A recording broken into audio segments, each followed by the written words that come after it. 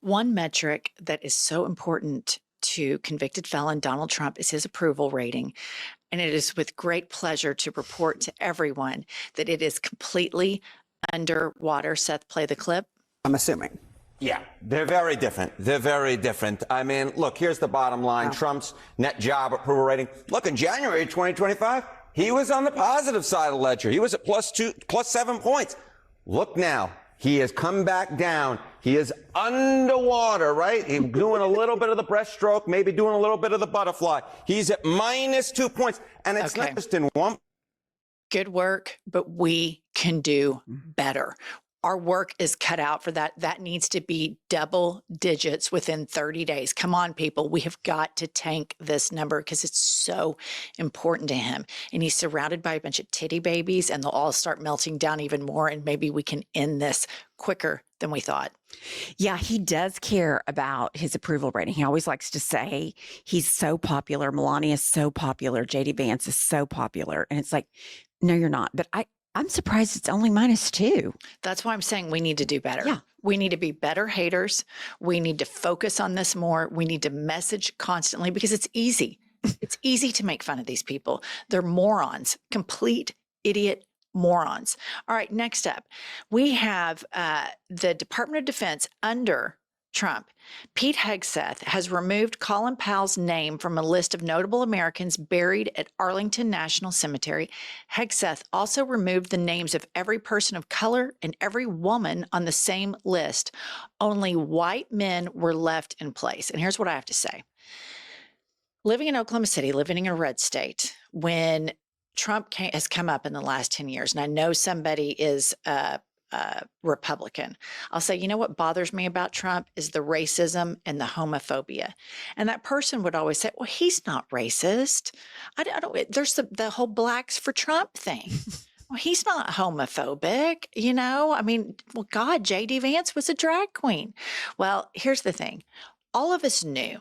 And the people who really knew how racist he is and know how homophobic he is are black people, brown people, and gay people. They know, and they have known because the dog whistles have been there the entire time. Trump has been a racist for decades. And to all of the white voters, you were either a latent racist yourself, not yet out of the closet, or you're okay with racism, which I almost think is a little bit worse.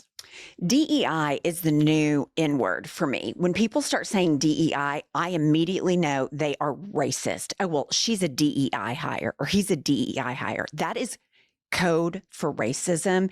Colin Powell served his country for years and deserves all the respect he can get. They removed Jackie Robinson, which it's finally starting to penetrate outside the political world. I mean, people in the athletics department are furious about this. And, you know, this is one of our grievances, and we talk about this. It pisses me off. And I think white people need to stand with every American. We are a multicultural country, and we have a horrid, absolutely painful, horrific history with racism. And every decent person, every decent American should stand with every Black American and say, I'm here to support you. I'm here to help you. I'm here to help lift your community up because there is a difference and racism still exists. And every white person knows what white people say in white circles. You know what they say. We've heard it our whole lives. And now this is the age of emboldenment. And these racists feel like it's okay to be racist. It's okay to be anti-Semitic. It's okay to be homophobic. It is deplorable, and they're showing it. Now the data is showing, and this should upset everybody to whitewash history. And they do it to the military. And this is exactly what they did to Black men who served in World War II and who served in Vietnam. They went over, served their country, watched their friends die, got injured, had PTSD, and they come back over here and get treated like pieces of shit from angry white people. And it's deplorable. And here we have Fox News right on brand bashing a veteran. Play the clip. Just him, Mark Kelly, the supposed moderate, the guy who's such a moderating voice in the Democratic Party. Every time I get in the car over the last 60 days, it reminds me of the damage from Trump and Musk. Who gets in their vehicle? And for 60 days, the thing on their mind is how much they despise a politician. This is entirely Musk abnormal called him a traitor. behavior. Musk called Mark Kelly And for an American 60 hero days, a traitor. Have you, when you've gotten in your car, backing the I know Ukrainians. you don't drive, you're in Manhattan, but when I you do get, drive. okay, so Okay. every time. Listen up, Kayleigh McEnany, with your little Christian cross around your neck, you fucking charlatan and hypocrite, piece of shit, white racist, homophobic, fake person. You're disgusting. I get in my car every single day and I think about what these Nazi racist monsters are doing to this country. And you know why? Because I have empathy, but don't confuse my empathy for other people with me not being a hater and hating you guys, because that's what I will do. I feel badly for all of these triple Trumper military guys who voted for this MAGA bullshit, and now all of their benefits are getting stripped from them. Do I want to sit down and have coffee with them? Fuck no. But my vote and my political activism covers them. On a personal note, I don't want to hang out with Kayleigh McEnany, fake Christian. I cannot stand these people. They're so hateful and lack empathy so much, and they weaponize their Christianity, and she hides behind her cross like she's some, great person, and it's disgusting. And there are tens of millions of Americans who act just like her. And as Jessica Tarlov, who deserves a profile and courage, Yes. she pointed out to her, here they are making fun of a guy who was an astronaut and a veteran and a United States senator. They never take anything into account that they say. They say things with reckless abandon, not realizing the absolute hypocrisy. Donald Trump has said more hateful things about more people individually and in groups than any other president in the history of the world. And they sit around and have their lips plastered to his ass. And then they want to get mad at Mark Kelly about a Tesla. Let me tell you something, Kayleigh. Ever since Elon Musk started getting involved with the Trump campaign, every time I see a Tesla, I cringe. And that's gone on a lot longer than 60 days. I do too. I was at the doggy daycare picking up my dogs the other day, and this guy I know who's not MAGA pulls up in his Tesla, and I was like, "Hey, bro, you've got to get rid of that swastika car. You've got to get rid of it. Like, it has got to go." And see, this tells you what she said is a real window into the MAGA person's soul. They can sit around and think about trans people all the Right. time. They can talk about Joe Biden and all of these things nonstop. But when we want to talk about a man who did 2 Nazi salutes in the fucking White House or wherever on Inauguration Day. on Inauguration Day, he does that. And then he comes and he rips up veterans' benefits. He's going after Social Security. He's taking taxpayer funded subsidies, which I think is a big Freudian reveal as to why he's so wildly insecure with his hair plugs. And it bothers us, but don't confuse our compassion and our empathy with the fact that we're not going to grow some fangs and go after you fuckers, because that's what we have to do. This is psychological warfare, and the right has been winning it, but the facts are on our side, which is why they all have to stay in that bubble all the time. The Biden economy was blowing this piece of shit economy completely out of the water. All right, next up, speaking of being a hater, and speaking of have compassion and knowing the nuance that you can have both, having enough emotional intelligence, right, Pumps, to have both, is our queen, Jasmine Crockett. Please play this clip. He ran for leadership and was rejected by the caucus. I ran for leadership and was rejected by the caucus. So people are like, yo, like, what are y'all doing? And it's hard for people to understand the politics of being in the caucus. Like, the politics inside the caucus don't necessarily reflect the politics of the people.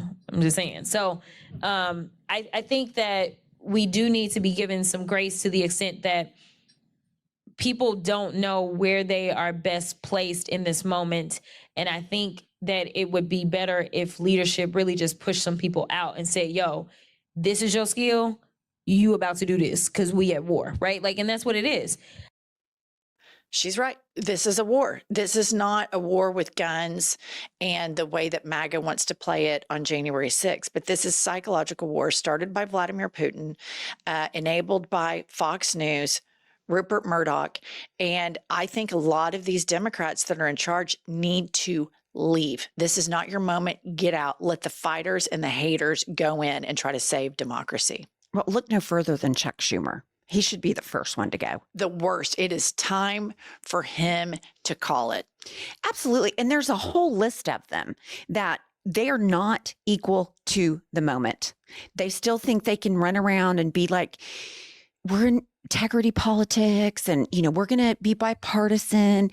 These people are Nazis. They are taking the United States and aligning them with Putin. Like, this is not the time to worry about bipartisanship. This is the time for fight for democracy. And if you're not equal to the moment and you don't have the balls to do it, then put out AOC, put out Jasmine Crockett, Chris Murphy. They'll do it. Yeah, and you notice the Democrats that are speaking out, Jasmine Crockett, she's starting to penetrate. The right notices, they send out a memo to all the Manosphere guys and the Fox, and they coordinate it, and they start trying to take her down, that she speaks too hood sometimes, not hood enough, all of these stupid low-hanging fruit arguments that play well to their dumbed down base. And now they've started to go after Tim Walz. He's not man enough. Jesse Waters, the prettiest queen I've ever seen in my life, is calling somebody else out for not being man enough. Give me a break. And lastly, you wonder, what happens when Trump dies? What happens with MAGA? What happens when this man, and he's no spring chicken, No. all right? So let's just hear it straight from the horse's mouth, what Trump's future succession is. So is Barron's aptitude, in your view, business or politics? Maybe technology. He can look at a computer. I try turning off his car, turn it off. I turn off his laptop. I said, oh, good. And I go back 5 minutes later, he's got his laptop. I said, how'd you do that? None of your business, Dad. No, he's got an unbelievable aptitude in technology. You heard that right. Trump turns off Barron's laptop and he says, oh, good, it's turned off. Barron turns it back on. Trump is so proud. So proud. And if this is the lineage, if they fuck up the Constitution and this is what they leave us with, we are more fucked than we are right now, which is terrifying. All right, please subscribe to our channel. We're trying to get to 1 million. And when we get to 999,000, we're just going to go live until it happens. And we're going to have a big party, because when you get to be our age, getting a trophy is a big fucking deal. And we already have our 100,000 YouTube, and we really want that 1 million one. We do. We've never, for the 100,000, we were like, okay. And the millennials that work for us were super excited about it. But once you taste a little bit of a trophy, kind of wet your beak, Humps and I are in. We want the 1 million plaque. So subscribe, share, engage, do all the shit that you're supposed to do. Let's be world-class haters. See you all later.